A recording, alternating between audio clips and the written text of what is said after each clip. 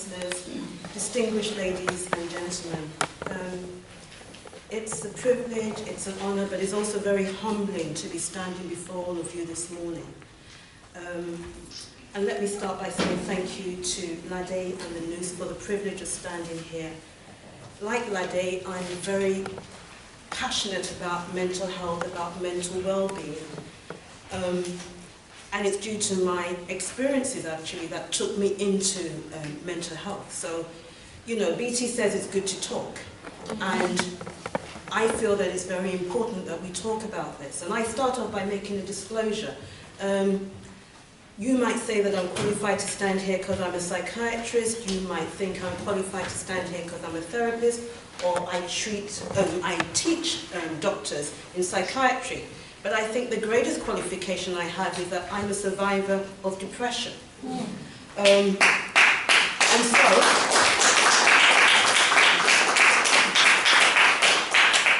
it was my struggles with depression that took me into mental health. And it was my struggles with depression that motivated me to try and take myself as far as I could go in the world of mental health, so that not only could I understand my own difficulties, but through my own learning and my own understanding, I could help other people. So the basis of me being here today is as a survivor. And my 20 minutes talk or so is really about educating people about depression, about suicide, which is strongly associated with depression, but also about how we individually and collectively can identify when people are suicidal. So that's the remit of my talk. So can I get some help with that? Yeah? Will somebody be able to, would you be able to just help me forward? Yeah. So next one. No. Yeah. Back to the first one. Just go really slowly. Back. Thank you. Yeah. So I start off by saying, or making a statement as set up by the World Health Organization. The World Health Organization takes suicide, takes mental illness very seriously. And in fact, they have a strategy known as prevention of suicide, and they say it is a global imperative. What does it mean? They're basically saying that mental illness and suicide is a worldwide issue that needs to be addressed globally. And this is what they say: raising community awareness and breaking down the taboo is important for countries to make progress in preventing suicide. And when you see the statistics, you'll understand why. Next. So I'm going to talk a little bit just about what mental illness is and what depression is, so that we're all singing from the same hymn sheet. And like Nadia, I'm hoping that you will learn something, or it will refresh your memory if you already know these things. And I apologize to those who, you know, haven't experienced some mental illness, and for them this is just really basic. So mental illness is basically an illness of the mind, in the same way that physical illness affects the body. And mental illness, by its very nature, affects your thinking, that's cognition. And in affecting your thinking, it affects your emotions. And because it affects your thinking and emotions, it then goes on to affect behavior. Next slide, please. In terms of mental illness, there are two major categories of mental illness. You have organic mental illness, where you can identify a disease of the brain or a disease of the body, which then goes on and affects brain function and leads to mental illness. And you have what we call functional mental illness, where you can't really identify anything physically which is causing the mental illness. It's really important. I know that many of you would have heard this many times before, but it really is true that 1 in 4 of us at some point in our lives are going to experience a mental illness. And I think it's important to say right at the beginning, even though today the remit is about depression and suicide, that, you know, mental illness is like physical illness. If I have a cold, I'm physically unwell. And the cold is, you know, very mild respiratory symptoms. Pneumonia, which is also a respiratory illness, could be life-threatening. The same thing with mental illness. Sometimes you have a very mild mental illness, which may have limited impact on your ability to function, and sometimes you can have a severe mental illness which could predispose you to feeling suicidal or stop you from functioning completely. So what is depression? Again, I apologize if this is not new to you. Depression is a mental illness. And I'm very passionate because a lot of times in black and ethnic communities, we look at depression or mental illness as something very strange, and we don't have a proper understanding. But depression is primarily a mental illness. The World Health Organization says that 350 million people worldwide are affected by depression. And if you break that down, it means that 1 in 20 individuals is a sufferer of depression. So you can see that it's, occurs quite frequently. The challenge with depression is it affects your functioning. Remembering I've said mental illness affects your thinking, your emotions, and your behavior. And mental illness affects all, those parameters. And from an economic perspective, it is the primary loss in terms of disability. So because of depression worldwide, many years are lost in terms of people not being able to function, not being able to work, because they're experiencing symptoms of depression. Next one, please. Now, what are the symptoms of depression? I start off by saying that depression is not feeling unhappy. Yeah? There is a difference between being unhappy and being clinically depressed. A lot of times, if I ask somebody, how are you, and the person says, I'm depressed, actually what they're saying is, I'm unhappy. Now, if something happens to me which is not very nice, I'm going to be unhappy. But I'm not necessarily clinically depressed. So I'm going to just take you through the symptoms of depression. For somebody to be diagnosed as depression from the point of view of the medic, this person must be suffering from low mood every day or for most days for at least 2 weeks.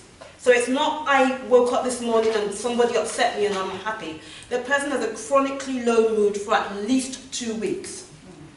For me as a clinician, as a doctor, when I sit with people who are suffering from depression, they typically say that they feel worse in the morning and they have great difficulty getting out of bed in the morning. And depending on how severe their depression is, it may be that there's a slight lifting of the mood as the day progresses, sometimes not. In addition to the low mood, there is a loss of interest in the things that would normally give them pleasure. So maybe, for example, I like music. But in times past, when I suffered from depression, music didn't give me pleasure. Nothing gave me pleasure. And the person loses an interest in the things that they would normally enjoy in terms of friends, family, etc. In addition, this person or person will have reduced energy levels. So you've got the low mood, the loss of interest, and low energy levels. And a lot of time, that will manifest in terms of the person's self-care becomes very poor. So I remember times of not being able to get out of bed in the morning and finding it really difficult to shower and take care of myself. In addition, not only does the person have low energy levels, but they get easily tired. So little things wear the person out. And it is not laziness. Very important when you have young adults or young people. It's not helpful saying, pull yourself together. Trust me, I've been there. If you could just pull yourself together, you would. And it's also characterized by consistent sleep disturbance. So the characteristic of sleep in terms of a lot of depressed people talk about either having difficulty falling asleep or getting to sleep but waking up very early in the morning. The typical thing I see in patients is somebody saying, doctor, I got to sleep but I woke up at 4 o'clock in the morning and I just could not go back to sleep. The shift of that is that sometimes people with depression sleep too much. So they're just sleeping all through the day. And for me, I think I've suffered both historically, where I would just stay in bed all day trying to sleep, or I just couldn't sleep at all. There are appetite changes, and again, a lot of people with depression will stop eating or reduce their appetite and they'll lose weight. But some people will just continue to eat, a form of comfort. And then there's change in what we call psychomotor activity. So some people with depression are actually quite agitated, and some people with depression are very, very, very slowed down. One of the things that I said at the beginning was depression affects your thinking. So many people with clinical depression have problems with attention and concentration. They can't concentrate on anything, can't watch TV properly or read a book. They're very indecisive. Another thing which links into the suicide is they start having these feelings of guilt and self-reproach, and they lose their confidence, and there's a sense of very low self-esteem. Sometimes when people are clinically depressed as opposed to just unhappy, they have associated anxiety symptoms, so they're very anxious. And they may have what is called somatic symptoms. What do I say? For many people from the BAME community, it's very difficult to say, I am depressed. And a lot of people from BAME communities, they will also experience physical symptoms. But these physical symptoms have no physical root. So I have patients who say, when they're depressed, I've got a headache, I've got stomachache, etc. But when you know them, really, it's a manifestation of their depression. I have to say, these symptoms are real. They just don't have a physical cause. Next slide, please. Now, this is a very important slide. If you don't take anything else away, a lot of people who are clinically depressed, in terms of their thinking, they will have what I call the triad of worthlessness, helplessness, and hopelessness. And it's these thoughts that then key into suicidal ideation. And they go on, and a lot of people, when people are severely depressed, start having recurrent thoughts of death, suicide, or engaging in suicidal behavior. Next slide, please. I want people to understand that, you know, whether somebody has a mental illness or not, suicide is driven by this. It's a sense of hopelessness, it's a cognitive trait, it's a thinking trait associated with suicide, leading suicidal patients or people who want to commit suicide to believe that suicide is the only feasible strategy for dealing with their insurmountable problems. Essentially, a person who resorts to suicide or is thinking strongly about suicide feels there's no other way out to whatever they're going through. And I have to say, of course, it's not everybody who commits suicide who has a mental illness, but all people who commit suicide feel that they have no other way out. Now, in terms of depression, just for people to think, Lade touched on it, there are different, depression can occur as an illness by itself, which is unipolar. It can occur in the mental illness known as bipolar, where a person suffers from both episodes of depression and episodes of being high in mood. Very common in women is postpartum depression, so women who have a baby and then go on to suffer from clinical depression. And depression can occur in conjunction with other mental illnesses. And in terms of, you know, categorizing depression, it can be mild, it can be moderate, and it can be severe. And whether, from a clinical point of view, you determine delineate as mild, moderate, or severe is dependent on the number of symptoms that I've described. Of course, if somebody has lost touch with reality in terms of psychosis, or they're suicidal, that automatically classifies that person as suffering from very severe depression.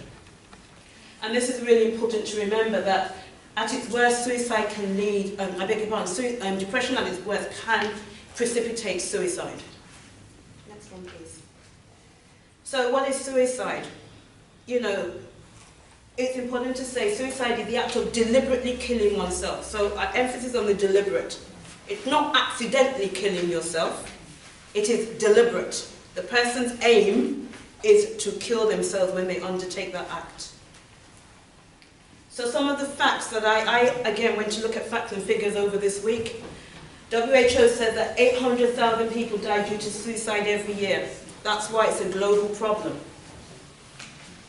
And I think it's important to remember that for every person who, for want of a better word, completes suicide, there are many other people who attempt suicide. This is just because I work in the Mental Health Trust in Kent, I'm privy to some of the stats in terms of the prevention of suicide and homicide. And, you know, leaf Brent is quite high up there in terms of the rate of suicide. I think 7.2%, yeah. Next one. So this is a bit of learning for everybody. What are the risks associated with suicide? The first thing to say is that suicide will be associated with any chronic or debilitating condition, whether that's a physical health problem or a mental health problem. You find out in terms of mental health difficulties, such things such as depression, schizophrenia, alcohol and substance abuse are associated with an increased risk of suicide. And for physical illness, things such as cancer, HIV, neurological disorders which are debilitating, and chronic pain. Next one, please. Other risk factors for suicide are moments of crisis. So anything where the person interprets it as a crisis, financial problems, relationship breakdown, conflict situations, disaster, domestic abuse and violence, a sense of loss and a sense of isolation can increase the risk of suicide. It's really important, this last bit about a sense of isolation. Like I spoke about the people who committed suicide, that lady, she was married, but clearly she must have felt really isolated. You can be surrounded by people, and I understand that, being surrounded by lots of people, but still feeling very isolated. And towards the end, I'm going to teach you how you can know if somebody is possibly at risk of suicide so that you can provide help. It's also important for us to know, in the BAME community, that this particular group, these groups of people are very, vulnerable to suicide because, of course, they feel isolated for all sorts of reasons. So, ethnic minorities, prisoners, refugees, and migrants, and the LGBT. And they say, and I guess it is true, that the strongest risk factor for suicide is a previous suicide attempt. Next, I'm going to try and go a bit faster. So, we've touched upon stigma and taboo. And as I said at the beginning, it's good to talk. There is a lot of stigma around mental disorder.